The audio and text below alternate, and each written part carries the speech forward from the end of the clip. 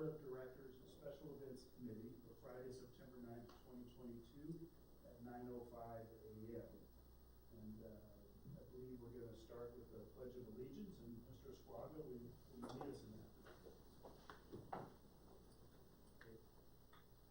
I pledge allegiance to the flag of the United States of America and to the republic for which it stands, one nation, under God, indivisible, with liberty and justice for all. All right, and Lisa, can you do roll call? Andy Chapman? Here. Mr. Stephen Esquarter? Here. Councilman Biden? Here. Mr. Edelson? Here. Ms. Miller? Absent today. Ms. Patricia Richard? Probably on her way. And Ms. Sparrow? Here. No one. Great, thank you. All right, are there any comments from the floor by the public? Anybody around the table, any public comments? Good? All right, we'll move right to the agenda, thank you. All right, item C, approval of the agenda of the September 9th, 2022 Special Events Committee. Are there any changes to the agenda by staff? Any changes by committee members? All right, is there a motion to approve? Move to approve. Is there a second? Second. All those in favor? Aye. Thank you very much. All right, item D, the item we are here, review and discussion regarding the Reno Tahoe Special Events Partnership Funding Program. I think I'm going to turn this over to Councilwoman Biden for an initial conversation, and then we can start. Thank you, Mr. Chair. Good morning. Thank you all for being here. Excited to form this special committee for a very important purpose of looking at another special event funding that was approved last spring by the Board of Directors. And it's our job to craft what that looks like and where we go with that funding. And just a couple things I wanted to point out. Today is informational only. So what we hope to do with Tasha and Christina is they're going to present a really good overview of how we currently, we're kind of the historical background on special events funding that the RSCVA has done for years to give us a foundation so that it'll provide us a basis of what we want to do with this second tranche of money. So that background I think is really important, and that's what they are here to do today. We will not be making decisions today.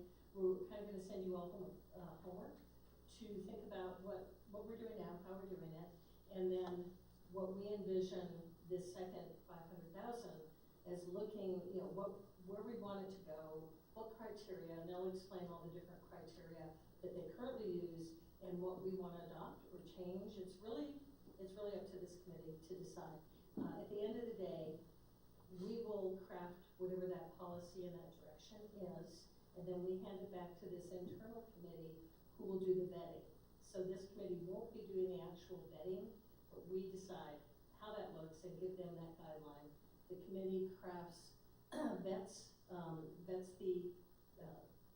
whatever we decide. They vet, we open it, they vet the applicants, and hopefully we'll be awarding funds early next year. I mean, we haven't set a timeline yet, but it would be, in my mind, if we can meet, 2 more times and get this done would be awesome. If it takes 3, it takes 3. But a couple more times to craft what this looks like, get them going, get applications out, and be ready to roll maybe by January. So it would be a little bit off schedule for what the other funding, the timeline of the other funding. This money is allocated for this fiscal year, so that's kind of my little bit of a rush because it's July 1st through end of next June. So we would love to be able to award funding for this calendar year.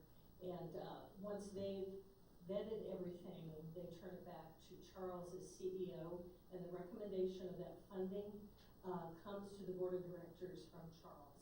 Not from this committee vets it, but Charles is the one who will bring it to the board And so that comes from Charles to the board. So Charles, do you have anything to add to that before we let them present?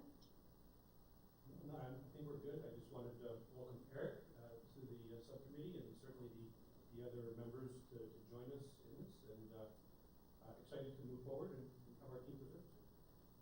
I have a couple questions, actually. Could we, I guess, for the chairman, why wouldn't we, I'm just concerned about the allocation in January for these events to get ready for next year, because we are kind of behind the curve. It's already September. Do we start, I guess, question for staff, do we start accepting applications? Yes, applications have already been submitted early January for this current fiscal year.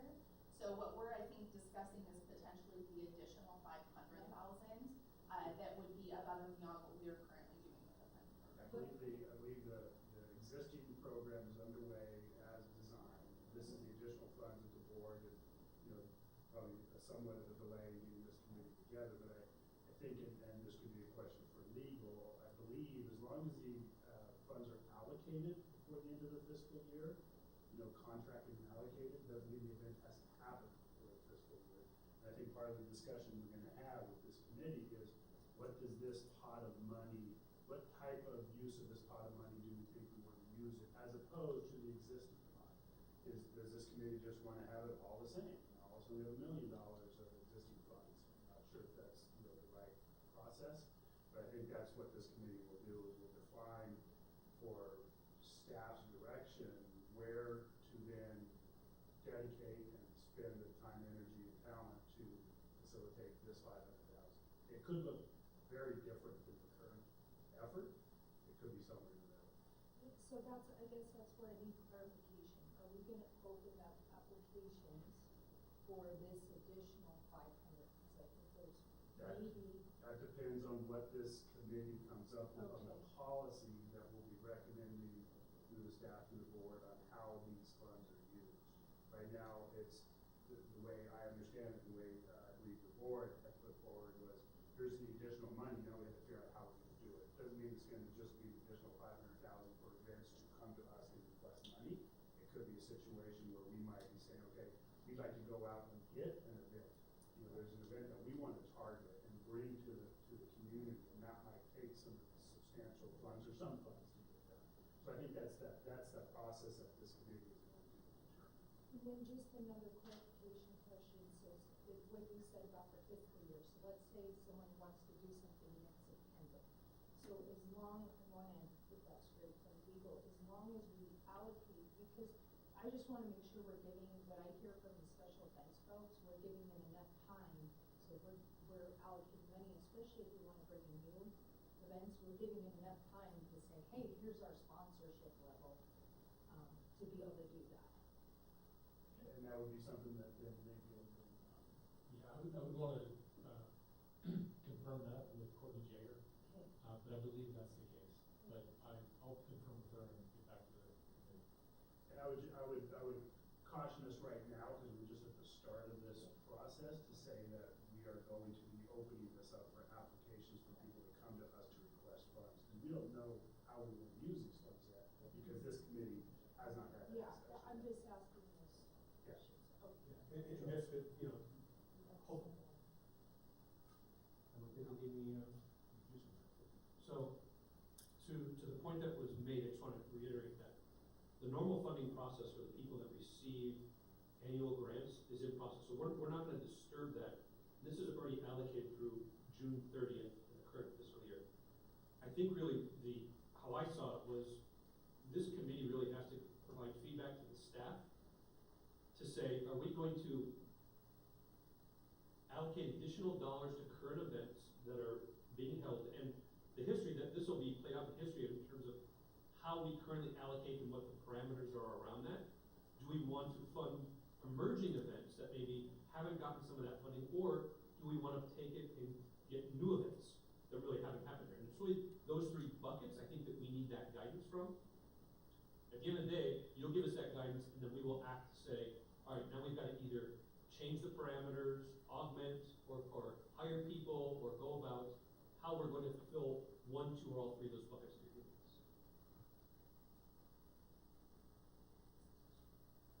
So what I'd like to do is turn it over to, I believe, Tasha, sorry, is going to walk us through some of the history, and that might help answer some of the questions that we have, and then we can get into some discussion. Again, as Councilwoman Bybee mentioned, I don't believe we are looking at any kind of directive today. We'll give you some information, we'll have some homework, and we'll be meeting again, I hope, within the next 30 days, if not. So we're going to try to keep that going. Okay, thank you. Good morning, everyone. My name is Tasha Holloway. I'm the Senior Marketing Events Manager here at the RSCVA, and the bulk of my job is to oversee our current Special Event Partnership Funding Program. So, as was just mentioned, I'll be giving a very brief history. Now, I'm going to go through just so everyone fully understands why we do things now, kind of how we've gotten to this point. Let me make sure. See, now it's not going to want to click through. Let me see. There we go. Very appropriate to start with a balloon race photo, as we have the balloons here this weekend. I thought it'd be good to start with a little background as to why special events are important. And not that this group doesn't know that already, but I thought it'd be good to highlight why we do consider them so important, why they're a pillar of what we do here. Room night generation is the obvious one there. But we also know that they don't just generate room nights. In fact, some of our events that we fund or don't fund, they just bring a new perspective, a positive perspective to our destination. So you have room nights, but also the awareness of our destination. Do they bring a positive awareness to Reno Tahoe that maybe wasn't there before, or reach a further audience? A lot of these events are international, which is very cool. So we're getting the word out. It also extends our brand marketing, as you guys know too. So we're not just talking about, wow, the balloon race is amazing. It's the Great Reno Balloon Race is amazing, and people all around the country and the world know who we are. Also wanted to bring attention to the fact that this is part of our vision statement to be the preferred outdoor gaming and event destination. So obviously they're very important to us and a big part of what we do. Talking a little bit about the establishment of this program. So this is based on the notes I have. Keep in mind, the program as we know it today started in 2007. I was not here in 2007, but thank goodness my predecessors have notes everywhere for me to look through. So this is really based on what I've found over the years. A couple of things I want to note. Yes, it was created in 2007. It started as a grant, but it became a sponsorship. And the reason it's important to mention this is because we get this a lot. A lot of people will reference this as a grant. It is not. We are not just handing money to them be spent by these events. This is a partnership, and we hold them accountable for how the money is spent, and then also how we get something out of that sponsorship, right? How can we further our brand? So it's important to mention it is a sponsorship. Good morning. The budget of $500,000 has been in place since 2017, so that's what we were working with up until this year. So it's been around. I'm actually going to touch on the budget history here in a couple of slides as well. It was moved to a fiscal year rather than a calendar year. So believe it or not, we were running this program as a calendar year for several years, which made sense because we were looking at the events timeline, right? The schedule of events through the year, but it didn't align with our budget. So it was a little bit tricky on the internal side to allocate those funds through 2 fiscal years. So that was changed in 2021. And then since the beginning, we've awarded more than $5 million to this program. So, and that's awarded, right? Obviously in 2020, we had cancellations, but at that point, we had already awarded these events. So we've been supporting them at that level for this long. I wanted to mention the event categories as well. Something, we use the word emerging a lot. Charles had just mentioned this. I think that word is definitely, we understand the idea, right? It's an emerging event, it's a brand new event, but this is how we see events when they apply, and when they apply, this is the category that they're putting themselves in. So an emerging event, according to this program, is an event within its first 5 years of existence. An established event is one that is 6 or more years, and then a legacy event is more than 10 years in existence. So you might say, well, what's the difference between an established event at 15 years versus a legacy event? Well, the legacy events also need to prove that they generate at least an estimated 5,000 room nights or garners at least $250,000 in out-of-market exposure. And an example of that, of course, would be Art Town. We know they're fairly locally driven, but their out-of-market exposure is extreme, and they can prove that to us. So when we do have them apply, they have to submit that paperwork to us. So we're looking at our big, iconic legacy events at 10 years or more. So that's what we consider legacy. As I mentioned, here's the history of the budget. I didn't want to go into detail with every single year, but these are the highlights of what we've seen since 2007, just so we have a little history and understanding of how we've used this budget in the past. So when it was started in 2007, it was a $500,000 budget, but it was actually, if you guys remember, the RTO before Barracuda was there, and then we also had Reno River Festival was actually under the RSCVA. So those two events were already funded. They were kind of worked into the program. So there was actually only $235,000 for applying events, if that makes sense. So that was really what was out there, but we had RTO and Reno River Festival already funded. In 2009, the budget went to $192,500 for applicants. I'm not sure why the change was there, but that did change. In 2010, I wanted to mention this, the budget itself didn't change, but this does come up a lot when we're talking about looking at how we can maybe redo this program or how we'd like to fund them differently. We've talked about funding levels before. So say, for example, right now we have events coming and saying, I need $10,000, $12,000 to achieve these initiatives. And then we as the panel determine, does this make sense for what they're asking for? Back then, we did have levels where I believe it was you can apply for between $1,000 to $5,000 or $5,000 to $10,000. So it made it a little bit more structured, but it apparently confused the panel and the events. That's what I had in my notes. So that was actually removed back in 2010. The second thing that comes up a lot in 2011, here I have a 2-year limit was in place, but was removed due to economic hard times. That's another question that's come up a lot. Do we want to do restrictions on how long we're funding these events? You know, if you're new and you come in and we say we're giving you 2 to 3 years to prove to us that you're going somewhere as an event, or maybe it's a 2-year limit until you can prove that you have something new you want to implement that we can help fund. But back then it just was too hard, and we wanted to make sure the events were getting funding year after year, knowing how important they are to us. So that was changed as well. Then you can see how the budget increased over the years. So 2017 was where we got to and where we were until this year. I also put on here the average number of applicants is 25, and that's based on average from 2008 through this year. So I think this year we actually had 36 total events that had applied. 25 is the average number. And I did want to also mention in this $500,000 budget, just as an example as we consider this moving forward, the $500,000 budget we've currently had in place has been appropriate based on what has been requested. So, and I'll talk a little bit more about this current year in a few slides, but you know, when events are applying for money, we're not just saying you're applying for this, here's the funding, right? We go through a very diligent process that determines really why do they need this funding and who can we help and how do we disperse this money appropriately. So that $500,000 has been very, very appropriate and consistent for the requests we've been getting. So just wanted to mention that. The goals of the program.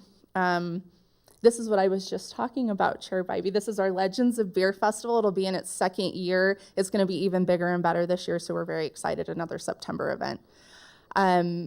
The main goal, of course, is to help events achieve goals they would otherwise not be able to accomplish. So this isn't just them coming and saying, well, we need funding because we're a special event. It's how can we help you further your marketing? How can we help you grow, right? That was the point of this from the beginning, is how we established this program. And something else to keep in mind, I know this question comes up sometimes, the money comes from our marketing budget, so therefore it's required that they spend it on marketing initiatives. So for example, it could be a broadcast that they're putting money towards. Maybe it's a boost in social ads. A lot of the little guys, that's how they start, right? They're just looking at digital. They're going, we just need to get the word out, and our money helps them do that. So when they apply, they do need to tell us what they're using the funds for. They actually need to share their budget and P&L as well, so we understand how that funding is being used. But it is right now specific to marketing.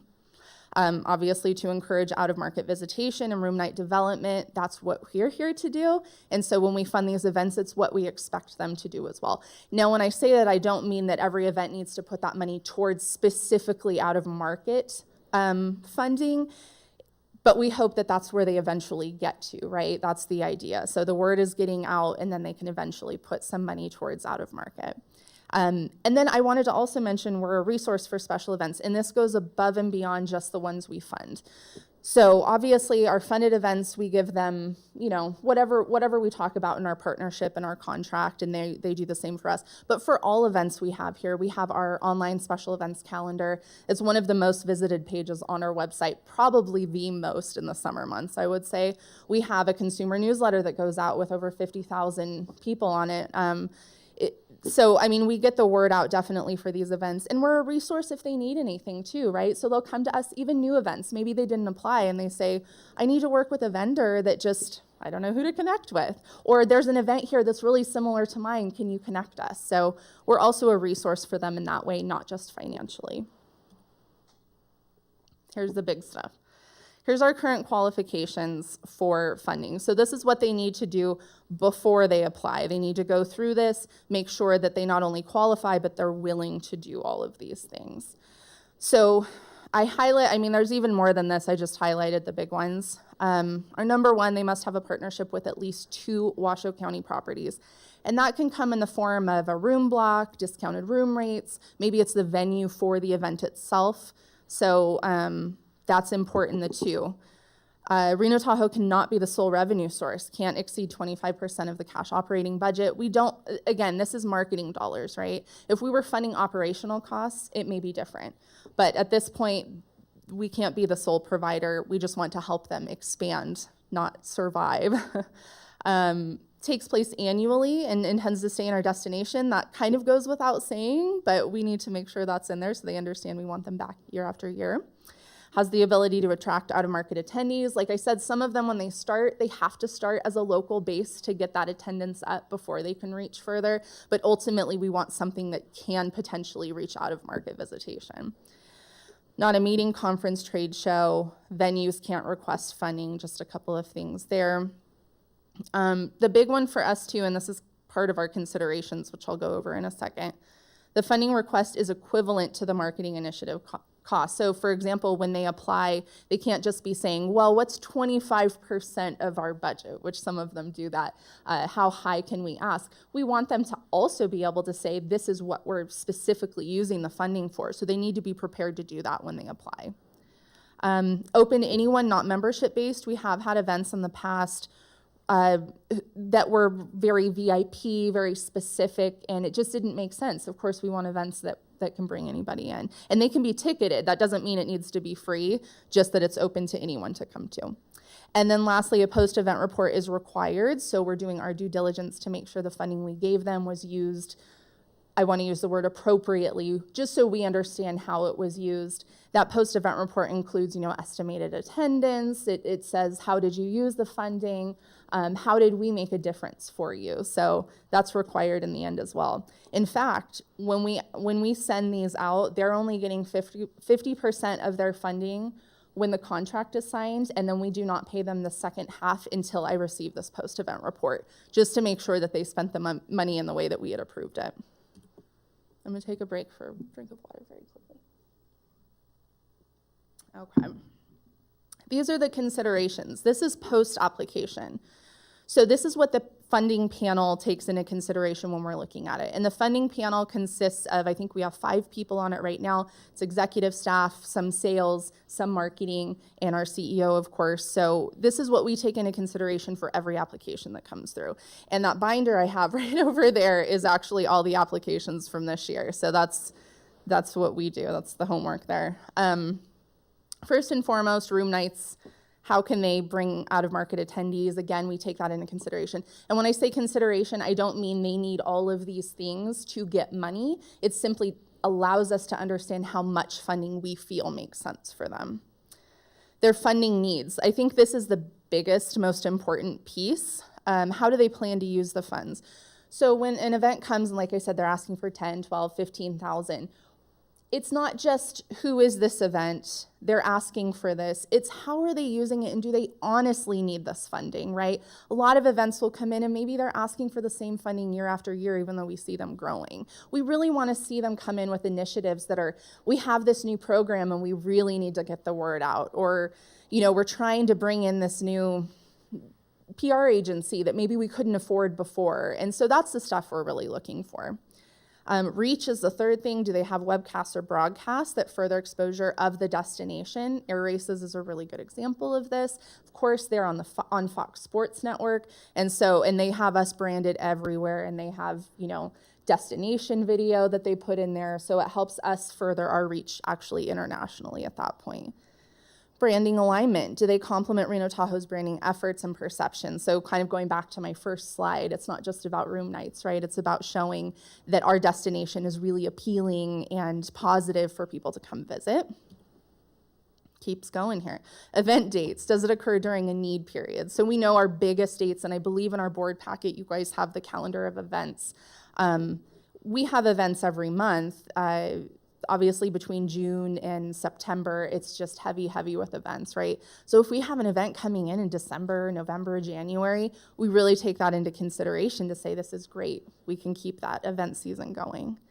Uniqueness, is it iconic? I think that's honestly one of my favorite things about this area. I was born and raised here, and I moved away for a very short period of time, and I said the one thing I'm going to miss the most is all of our special events because they are so unique. So we take that into consideration for sure when we're looking at them. Sponsor amenities. What kind of benefits does Reno Tahoe get? There's some really events. We have some really cool partners that will come to us and say, we want to do this really special contest. We want to incorporate your brand somehow into the event we're doing. I mean, if you guys went to Dragon Lights this year, the photo here in the background, very, very cool. And they had a whole section of Reno Tahoe. I mean, I don't know how we connect to dinosaurs, but it was really cool, right? The kids love that section, and we had Reno Tahoe branding everywhere. So we take that into consideration. And then the last piece here, and this especially has come up in the last couple years, facility concessions. If you're already taking place at one of our facilities, what are you getting? Are you getting room discounts? Are you getting, food and beverage discounts? Is there something there that we should take into consideration before we, I don't want to use the word double dip, but at that point we're saying you could get more value out of what you're currently doing with our facilities versus what you could get out of this program. So we take that into consideration. This is the program overview for this year, and this is really just to get a better understanding of how the process currently works. So for 22-23, I sent out an announcement to all the known events and destination partners. So those are events who have not only been funded in the past, but who have just been on my list for many, many years. We send it out to community partners in case they know of anybody that might be new that I just don't have on my list yet. So that's how the word gets out for the application. This year it opened in January, I believe. No, it was December of 21 into January of 22. We did a little bit early this year. Normally it'll go out the very beginning of the year. And it's covering events taking place. So for this cycle, July 2022 through June of 23. So when they apply, they're looking at that fiscal year. I mentioned the application a little bit, but we have a very in-depth application. I won't go into everything, but I don't want to use the word tedious, but it can be that way. And the reason being, we really, really want to make sure we're doing our due diligence to say, why are we funding you? How is it benefiting you? And we want to make sure to weed out people that are going, oh, I'm just looking for a grant, right? We want people who really want to partner with us too. So it asks questions, of course, the basics about the event, estimated room nights, estimated attendance for both your previous event and the upcoming event you're applying for. We ask about, everything under the sun. Do you have a broadcast? Do you have a webcast? And then, of course, how do you intend on using the funding? What kind of sponsor amenities would we get? Who are your other partners? Things like that. It was approved at the May board meeting, and the reason we wait until May to do approvals is because our budget isn't approved until May. So when we're looking at that, we're saying, okay, we assume we have a $500,000 budget as we have in the past, so we're going to allocate funds to the events that way. At the May board meeting, once the budget itself is approved, we know we have $500,000, we present it, and then the board of directors, of course, will approve or change. And then lastly, and I have a slide on this, contingency funds are always reserved for new opportunities. So at the May board meeting, when you receive that board report, you'll see the breakdown of how everyone was funded, and then you'll see a little line for marketing opportunities. This year, we had set aside $60,000, and it sounds like a lot, right? You're saying, well, why didn't that go towards the events themselves? Again, the money that we felt should be allocated was based purely on their applications, and that $60,000 was actually set aside for a couple of things. So we hold that contingency fund aside for new event opportunities. Number one, that was the big one. And this year was the first year we actually held a second panel meeting in August. So what we did, instead of, say in the past we had a new event come around, they said they weren't here when the application went out, but they're interested in applying now, they would just send it over to me or whoever was in this position, and I'd look at it. This year we did a full panel meeting. So we did have one brand new event apply, send it over, and we actually sat down as a panel and discussed it as we would in a normal panel meeting. There were actually two qualifications for submitting again. One was a brand new event, and one was for events who had already been funded, but potentially had new initiatives that weren't in place when they first applied. I know it's a little confusing, but if you think about it this way, say Reno River Festival, they take place in May every year. They applied in January of 22 for their 23 event, which meant their 22 event hadn't taken place yet. So we wanted to open up that opportunity to events to say, hey, I just went through this year's event and realized we wanted to do this new boost for something, or really Sacramento was our market and we didn't hit it, but we know that we want to do that this year. So they had the opportunity to reach back out to adjust their funding request. And secondly, for contingency funds, it's for education and resource opportunities. So this is something I'm really proud of, and I love that we do this. We offer the ability for our events to have additional resources or education opportunities. For example, I have CalFest up here.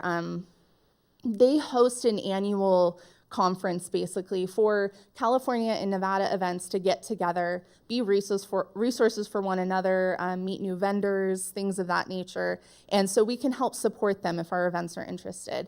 I also work with IFEA to do webinars, or pay for programs that these events can get that they otherwise wouldn't be spending the money on. So that's a big one. And then additionally, any media buy opportunities. In the past, we've really looked at, are there opportunities where we can focus specifically on special events for a media placement? And so that's there for that as well if we decided to do that for the year. So there's a few reasons we have contingency funds. That's my very brief overview of the funding program, the history and all of that. So thank you for listening. One quick question on the contingency funds. When you did that panel in August, did that delete or take care of all that contingency funds and all those were awarded? Not all of it. I believe we still have 40,000 available based on how the rest was divvied in August. Mm-hmm. So I'd like to open up for any questions regarding this current funding process. See if there's any questions on the committee before we get into kind of the next steps. But any questions on the current plan and current process? Yeah, if I can ask, is this a one-way applicants are coming, or are we seeking to fund events that we see could grow, or is it one way or is it two-way in terms of looking for applicants? I would say two-way right now. And to the point of the discussion of how we want to look at this additional 500,000, it may be a bigger seek, but right now I'll put it this way. I send it out for people to come in, but that's why we include our community partners to see, is there anything we don't know of that you'd like to throw in? And that happens sometimes, and maybe they qualify and maybe they don't. But I would say right now our goal is still to see if there's anyone new out there that can come to us that we can help. Mm-hmm. Yeah, I would think back when the committee did have non-staff folks, I did sit on that committee X number of years ago, whenever that was. So I would say about 80% of it is the one-way in with the handout, and then probably 20% is, is there something else? And that's what I think we need to have the discussion about. In my mind, there's kind of two buckets in this discussion. There's what I would consider grants, you consider them sponsorships, but it's people coming to us to help their event. And then there's another bucket that's like, we see this great opportunity, how do we go get it? We want to bring in, Summer X Games. How do we go and get that? And so I think that's the part of the conversation that we'll have. Jessica, you're, Go ahead. oh, No, and thanks, Tasha. That's great. I mean, it gives me confidence in the plan. I've watched this too, and Patricia, we go ways back on. I've been on the requesting end and actually the allocating too. So I feel really good the vetting that you do. I'm kind of curious. Well, one thing I think it's interesting that you found the 500,000 being adequate, at least for now, and not just give it to give it. Which is easy for every event to kind of come out and hey, and you've made it tough enough where you just aren't asking to ask. The one I'd kind of get your take on if are there tweaks that you would recommend to the criteria? Are there things that you kind of wish that, should we have the 2 property or should we have, and again, I'm not saying it's good or bad, but are there things you would add or take away? Well, I'll say every year we do like to do an audit of this program, right? So I think we're all advocates here of saying just because it's been done this way doesn't mean it needs to continue to be done that way. So we certainly look at it every year. And in fact, and I didn't have it on here, or maybe I did, one of the things we have new, it needs to take place in Washoe County. It said before, if you think you can garner room nights in Washoe County as a qualification, that's great, and you can still apply. Well, we kind of tweak little things like that just to say we want to really hone in on what makes sense to us. So I would say, to answer your question, no. Right now, I'm really happy. Every year, we really put so much into this to see where we're at. I think the only thing I would say is if it was ever considered to be above and beyond marketing initiatives, obviously we would have to change the fact that that was coming from our marketing budget. But I feel really good about where we're at right now. And to be honest with you, I think some of our events get confused as to why, well, I bring room nights, right? So why am I not getting more funding? But this education, and hopefully this helped explain to all of you today as well, this is how we go through it and how we do it. So I think sometimes them having the knowledge of why we do things would be the only thing I would change. But I feel confident in the program we have right now. Jessica? I guess a couple of questions, and I'm glad, Eric, you asked that question about incoming. So for example, I don't know if people have heard of Art Basel, but that's a perfect event that's massive. For the arts, going to happen in Miami in December. They're going to Paris. They're looking for somewhere to go out in the West. And so the reason why I ask that is like making sure we have the flexibility. And I think also, Charles, being on the road, trying to attract those different kind of events here, that event is huge. And I heard they potentially interested in this destination because of Burning Man, the stuff that happens with the arts. And same with sports tourism. I heard our president of the university would like to have the NCAA here. So I think those events are like, I guess what I'm trying to say is having the flexibility to, for us, that's why I push so hard for this funding, to get those kind of different events that the destination hasn't seen before. I think the sports tourism and the arts in particular, and that coordination with the university. So that's the only thing I see with the criteria. I don't know if necessarily 2 properties should have to sponsor it. What if it's the university coming to us saying, we want to have this event?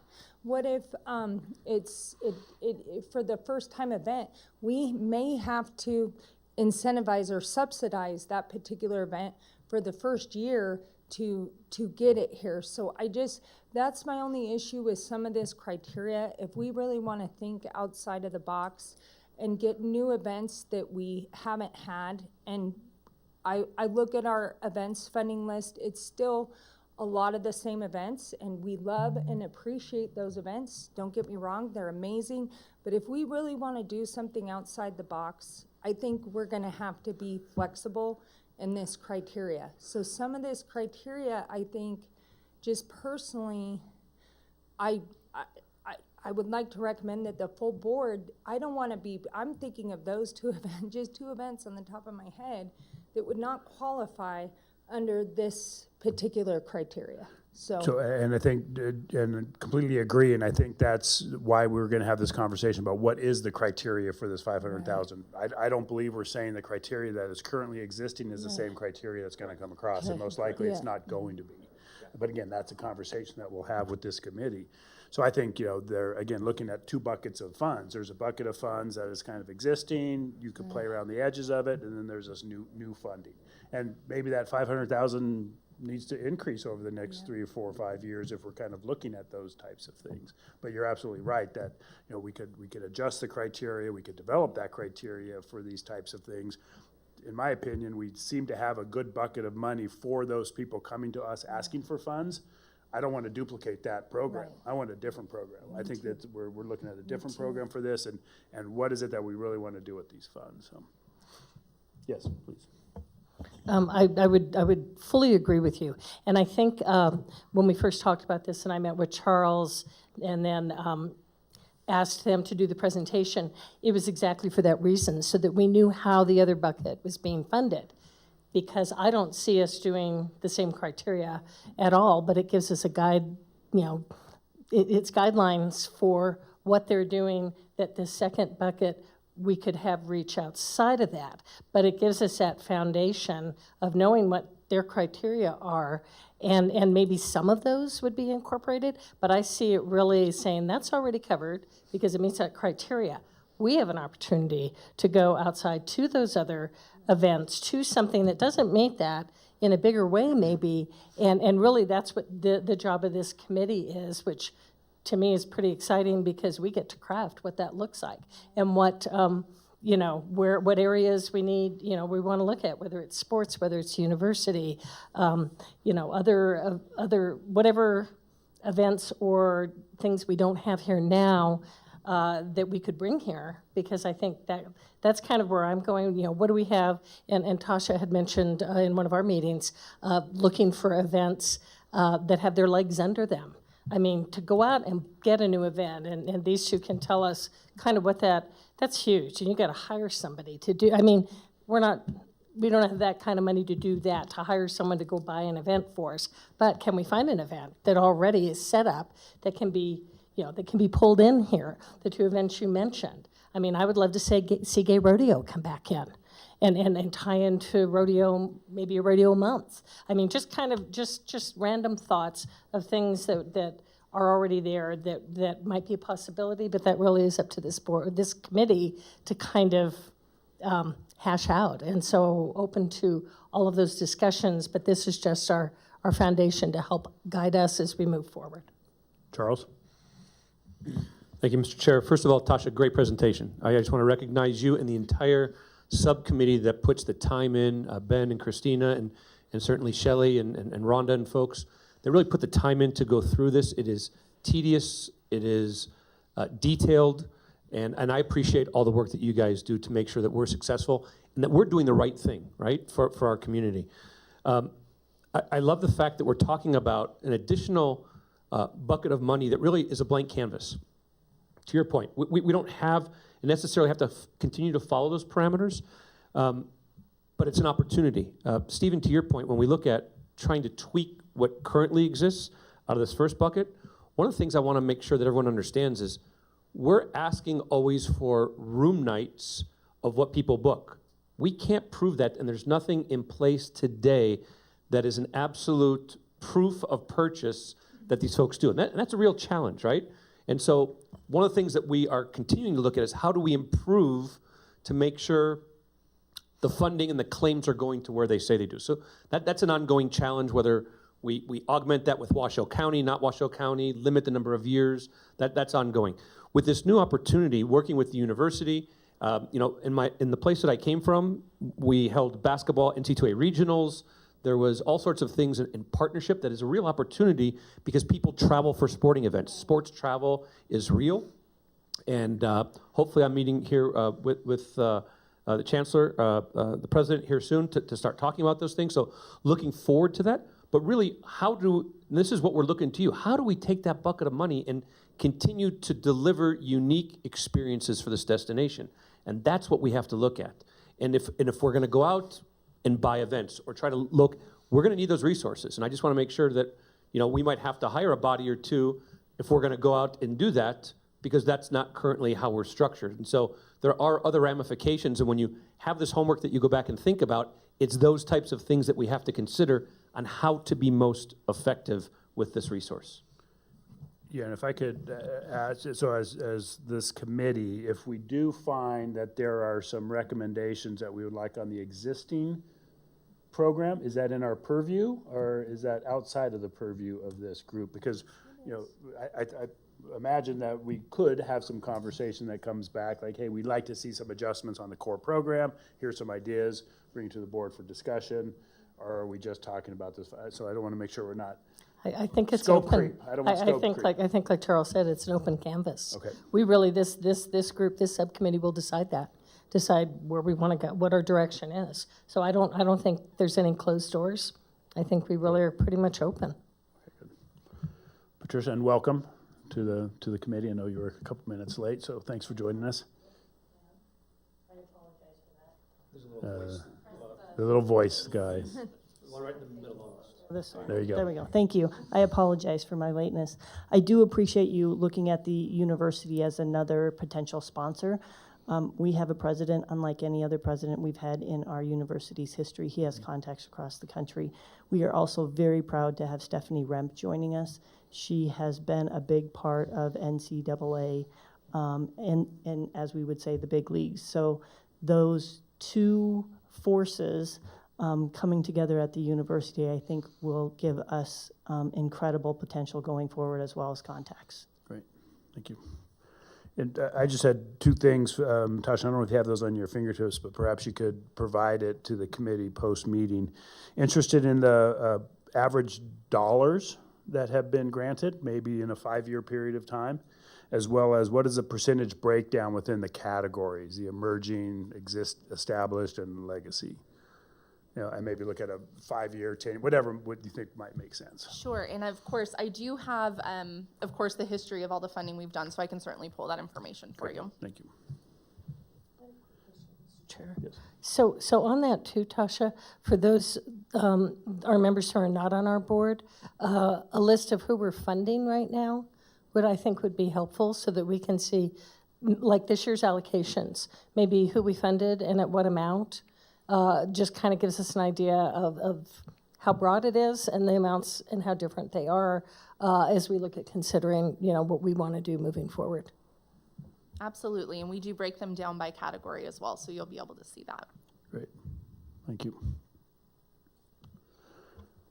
Eric. Yeah, thank you. Could I ask also, not related to the funding, but do we have the top 50 estimated room night events in our community currently, just to help create some context of what are we currently driving the most room nights from, to kind of balance what's being funded versus what maybe isn't being funded but is successful in the community currently. Eric, are you asking for special events specifically, or anything that's happening here? I'm thinking in the special event realm. Yeah, and again, I'll go back to what I said. Tasha certainly has the estimates of what they're applying for. We cannot have the proof And only to of track the that. That's one of the applicants. challenges. Totally understand. Only of the applicants as well. So say if you're looking for someone who isn't applying, but we know brings in a lot, right, as a legacy event, brings in a lot, of course, we wouldn't have that information, but yeah. You know, and I would say obviously a key driver in the existing program are the room night piece, but as you mentioned, there are other elements that come into play. You know, Ben's work on the PR side of things, how does that promote the destination? So there's additional elements that kind of roll into the value of something like that. Jessica. I think the other thing, I'm sorry, Tasha, is maybe we give bonus credits or the amount if it's on the off season, because I think we have a pretty robust schedule from, what was it, from June to September. So some of these events, and personally, I think, don't want to micromanage staff. I kind of want to leave it, that's where we maybe can get some guidance. We just did that for Miss USA. It was a big ask, and I'm so glad we did that now, because I think we're probably going to get into a bit of a recession, and we have this booked out for the next, 3 years. But we don't know, I would hate for staff to be working with these groups and put a monetary limit on. I think to give staff that flexibility to be able to say, hey, how much is the NCAA, NCAA to come here? To me, that would be a huge thing to get off the ground and going. And so I guess that's where it's a challenge is what, and I think Andy, you asked this, are there things for this money that staff recommends that would give you guys the flexibility? And I do think that's one of our strengths here. Charles, from you to the sales staff, you guys can knock the socks off people to come here. And should we be going to these different events? Because I think we may have to maybe not have that incoming and do outcoming based on bringing more events here on the off season, because you start seeing it, it's parts of the city are pretty quiet. So cities and the region. Yeah, Jessica, great points. I mean, really, really good points. And I think that Tasha mentioned that we do emphasize in the needs periods, and we will continue to emphasize that. One of the things that we really have to look at is how do we continue to diversify what we're doing down the road? And I think that the more opportunities that we have in this area, we're going to run with. The more creative we can get. If there's sporting events, for example, like the Miss USA opportunity that come through, I'm going to bring it to the board. It might be out of that. It might be outside of that 500,000 allocation that if we have.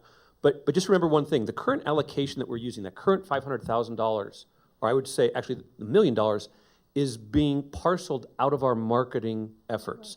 And so one of the things that's really important to that is that when we want to go after people to come visit this area, part of that thought has been, how do we reach a non-traditional person who's not seeing our social ads or the PR efforts, and they're going to see things in other places? And so we need to make sure that those efforts continue, that we're going to continue to drive that interest through these events, because otherwise marketing just continues to take a hit and we can do less money to reach those folks. And so the more unique, the more diverse an audience, that's impactful to us as we're trying to bring visitors to this region.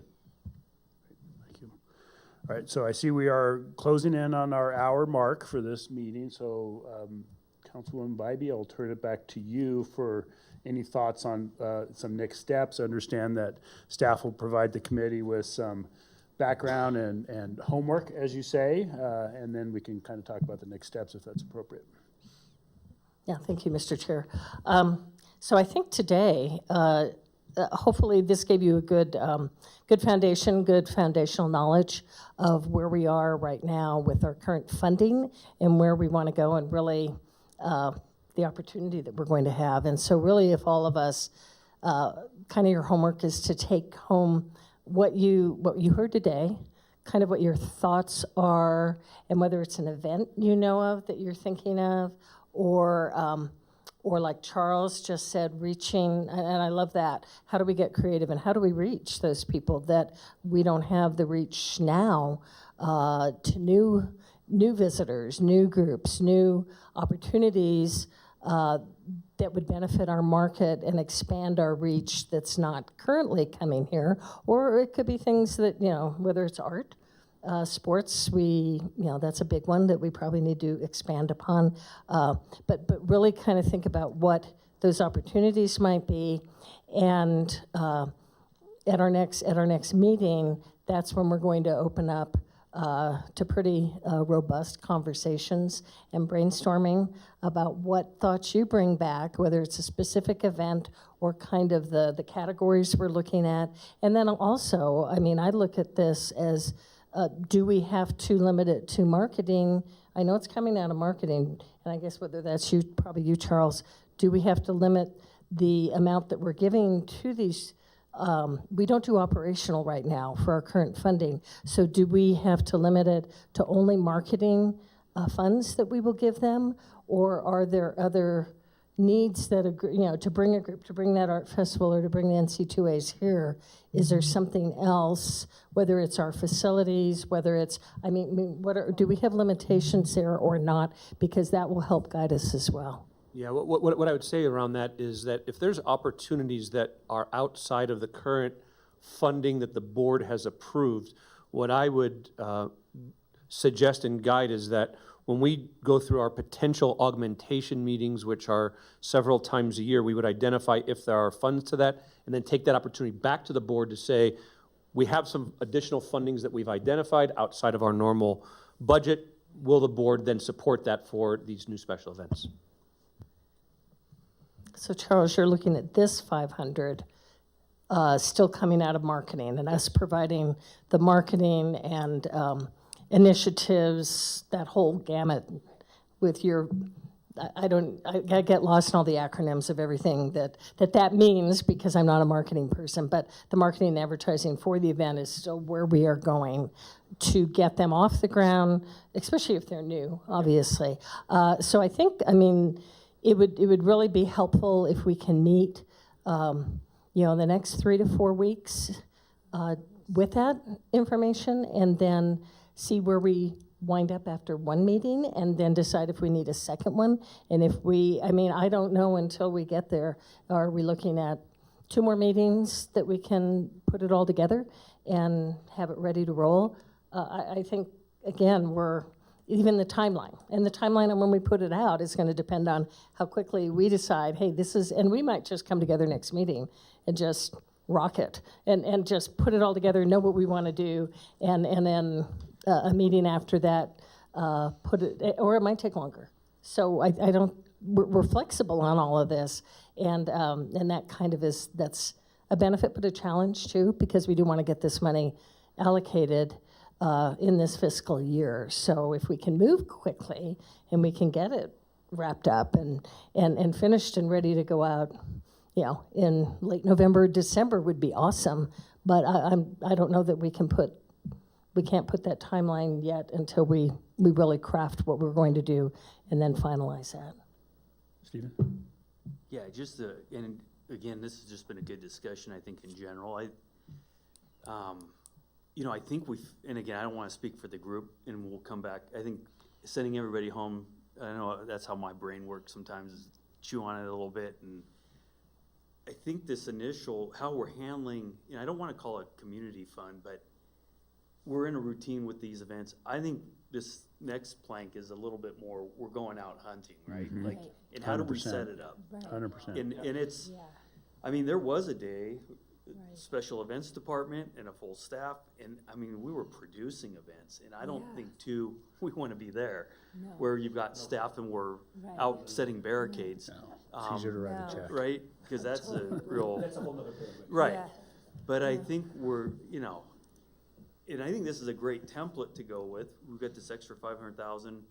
I'm not so sure, I don't want to just spend it either. I think we have to have the right. That's right. Yep. But I think if we get the right plan in place, I could see this being something we sell to the board saying, look, we should be at $1.5 million, or we should be at, if the opportunities are out there, or if there's a right university opportunity for, just even as board members and members of this committee, but look at when Boise State comes to town next month. It's a citywide convention. Absolutely. It's 15,000 people coming in for 3 days that are going back to a market that are going to come back and be possible visitors again. And I think looking at it through that prism, and again, I know we're just seeing Burning Man take off, but the exposure is mind-blowing of what that group coming in and seeing the area and landing in our airports and so it's, how do we, I know I've mentioned, Eric's talked, from the soccer level, up speaking of Boise, they brought in a La Liga team to play soccer, fill out Boise Stadium. Again, how is it, and I think what's great about this, because I don't think we just go away after the second meeting, is you're getting the right people at the table, and I don't mean myself, I mean community members that are looking out, and part of your, it's almost a sales effort as much as anything. But I think this is a great step. I think this next step with the 500,000 is going to be interesting, because we don't necessarily have somebody on the line right now, but it's getting out there and kind of, searching the waters, I guess. And Stephen, it's a great thought. I'd like all of you to think about, when we go through this process, how are we gonna measure success? What does success look like that we're gonna measure? Not just funding events and going after it, but are we gonna look at economic impact? Are we gonna look at room nights? Are we gonna look at visibility? Think about, when we allocate these dollars, what is that goal? Let's look at the end goal of what impact we're gonna make in our community. And I think that will help guide us in terms of developing that canvas. So, yes, Jessica. I think too, that's one of the reasons I push so much to have the community members on, because I'd be very interested from our Eric and Patricia, and I'm sorry, Geralda, because you guys are getting contacted on different things that in my mind is what we need to do. Just like Stephen said, I see us going out. So I think those leads coming in, because I'm sure you get calls from sporting events, and I think that's why this is important too. Is I'm from all of your perspectives. I think that's valuable knowledge for us to take back to the board, or leads for the organization. Are there things that you've heard, like, hey, if they had a certain amount of funding, they would come here, or different types of events, especially on the off season? I mean, I just think of those crawls, for example. Like, start off as a small thing, we're doing the haunted thing, but I'm just saying these different types of events, they've grown to be big, where they come in from all over the place. So just, I'm very, I'm just interested in your guys' perspective on this. So, yes, please. Thank you, Mr. Chair. My one concern as you talk about the sporting events and the NCAA events is that they often do rotate. So as we're talking about, it must be a continuing program here, that's one of the concerns that we would have, and that I would ask us to think about before the next meeting, because I do think it has a powerful impact for the 1 or 2 or 3 years that we could get it. And again, how we're measuring success is an impression across the country. So that would just be one of the things that maybe as we take away our homework, we think about that. Yeah, and I would think in that regard, or in that instance, you're committing years in advance, because it's not like we're not gonna get the NCAA tournament this year. And so you can, but you commit that, but the funds, would go out maybe in future years. So there's different ways of how those funds get accessed. They may not be this particular year, but you'd have to guarantee them at some point in time. Well, not only that, I think it's a commitment to saying this segment's important to us, and a regional bidding process on regionals, whether it's basketball, baseball, whatever that looks like from a playoff system, that we are in that mix. And so I think that's part of the direction that we're looking for you to say, if this is important, then we got to make that a priority. So, yeah, Eric, please. I'll be brief. I know we're on time. Thank you. To that point, the reputational aspects of bringing these events in, mentioned the international soccer friendlies, and those are always going to be one-offs. However, the agents that work those across the nation know which venues and which markets succeed. So I'm never going to be able to say I've got 3 years of international friendlies lined up, but we could build towards something. We're in active talks with the Savannah Bananas right now, which are, the hottest traveling act in baseball. And, we think we have a really good shot to get them here next year. So, yeah, just in the sports landscape, or even in the concert landscape related to our venue, it's always about building that reputation for the next event, but there is rarely the certainty to say, if we do this, then the next 3 years are guaranteed. Right. So should we be so bold to look at our calendars, or shall we turn that over to Lisa to say, send out a doodle over the next X amount? But, sorry. I just had one more point to Eric's point and to Patricia's. That's the beauty of this. Right now, we required an annual. I don't know that this bucket of money is going to be annual, because I think we have opportunities that both of you have just thrown out on the table that are not going to be an annual event. So, so really, those are the flexibilities that what the other program has, we don't necessarily have to incorporate. So I think that gives us additional opportunities that we don't have now. So on the calendars, do you want to? I think we should. Should we do a doodle poll right here while we're sitting here? First week of October? I know I am gone the 3rd through the 6th.